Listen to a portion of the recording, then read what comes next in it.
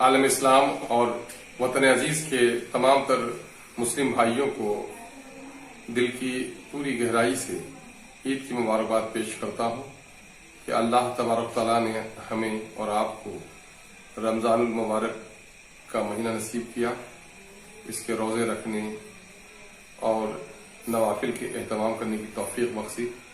اللہ تبارک تعالیٰ ہماری عبادت کو قبول فرمائے اور رمضان کے بخیر و عافیت نزول قرآن کے اس سالگرہ اور مہینے کے بخیر و عافیت گزر جانے پر شکرانے کے طور پر ہم عید منا رہے ہیں۔ اللہ تبارک تعالیٰ ہماری عید کو حقیقی عید بنائے اور ہماری خوشیاں ہمارے لیے تحفظ اور ہماری ترقی کا سامان پیدا ہو۔ اللہ رب العزت سے دعا کرتے ہیں۔ آئیے ہم عید کے موقع سے اس وقت کورونا کی وبائی مرض کی وجہ سے عیدگاہ جانے سے محروم ہیں، چونکہ ہیلتھ ڈپارٹمنٹ کے گائیڈ لائنز بھی ہیں اور اکابرین امت کا یہ فیصلہ بھی ہے،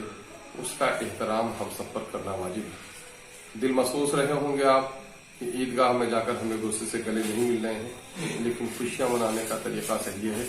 کہ عید کے اس خوشی میں ہم اپنے پڑوسی کا خیال رکھیں، محتاجوں کا خیال رکھیں، غیر مسلم بھائیوں کا خیال رکھیں اور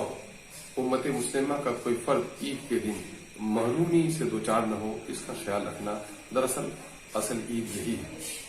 ہمیں عیدگاہ جانے سے روکا گیا ہے۔ محتاط اندازے میں جو مشورے ہیں ہمارے علماء کرام کے، اس انداز سے اپنی عید کی نماز ادا کریں۔ اور اس وقت میرے بھائیوں اور عزیزوں، اور کورونا نے بہت سارے لوگوں کو بے روزگار کیا ہے اور ان کے لیے بھی ہم خیال رکھیں اور اس وقت اللہ رب العزت سے دعا کریں کہ کورونا کی اس وبائی امراض سے جو پوری انسانیت آج پریشان ہے،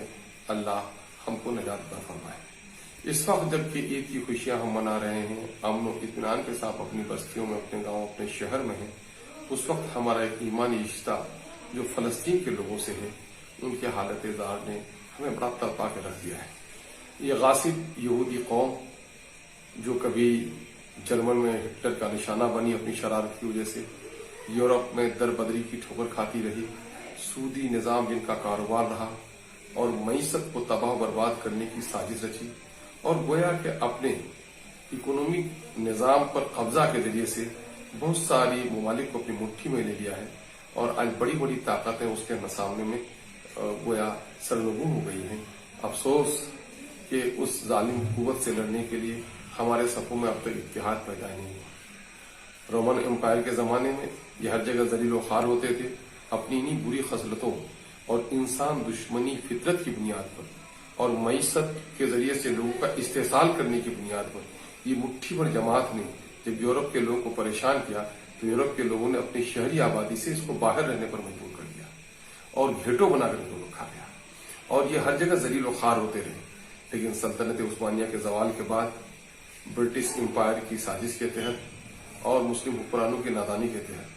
فلسطین کے علاقے میں ان کو قدم جمانے کا موقع ملا۔ سن 1897 میں ان کی تنظیم نے فلسطین کے علاقے کو ہولی لینڈ کا تصور پیش کیا اور سن 1948 آتے آتے انہوں نے اپنا غاصبانہ طور پر برٹش امپائر کے ذریعے سے قدم جمانے میں کامیابی حاصل کر لی اور اس وقت سے لے کر اب تک فلسطین کے لوگوں پر یہ ظلم ڈھا رہے ہیں۔ فلسطین کے ہمارے وہ ایمانی رشتے سے ہمارے بھائی، اس کے ظلم کو ہم برداشت نہیں کر سکتے۔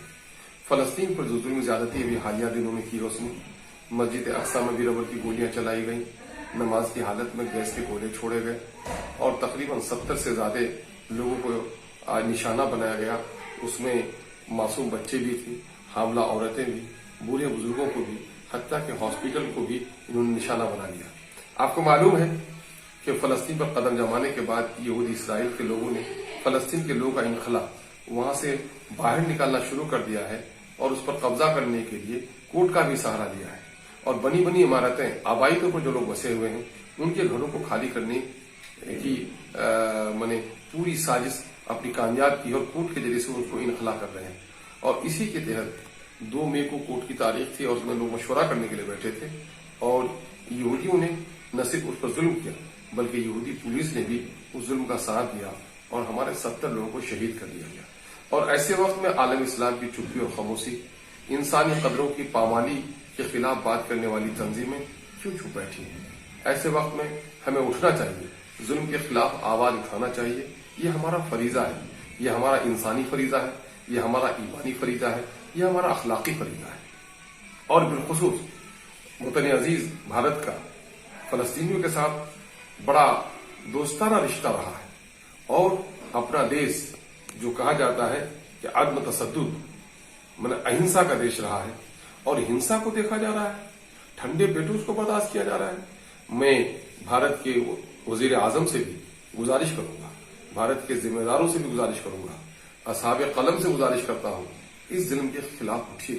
ایک انسان کا ناحق قتل پوری انسانیت کے قتل کے برابر ہے،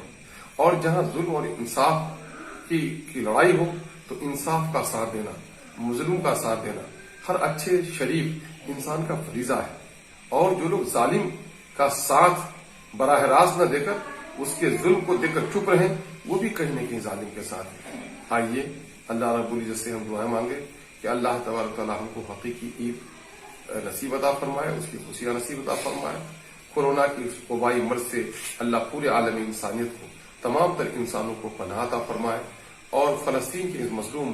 بھائیوں کے حق میں ہم آواز بلند کریں کہ ظلم کا سلسلہ اس پر بند ہو. جو یونو ہو پورے طور پر اس معاملے کو سختی سے دیکھے. بین الاقوامی جتنی بھی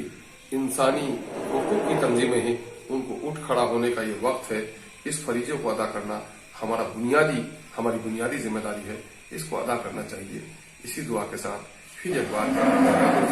میں آپ سبوں کو عید کی مبارکباد دیتا ہوں. اللہ کورونا کے اس وبائی مرض سے ہماری حفاظت فرمائے اور فلسطین کے بھائیوں کے حق میں انصاف کے حالات بنے. السلام علیکم.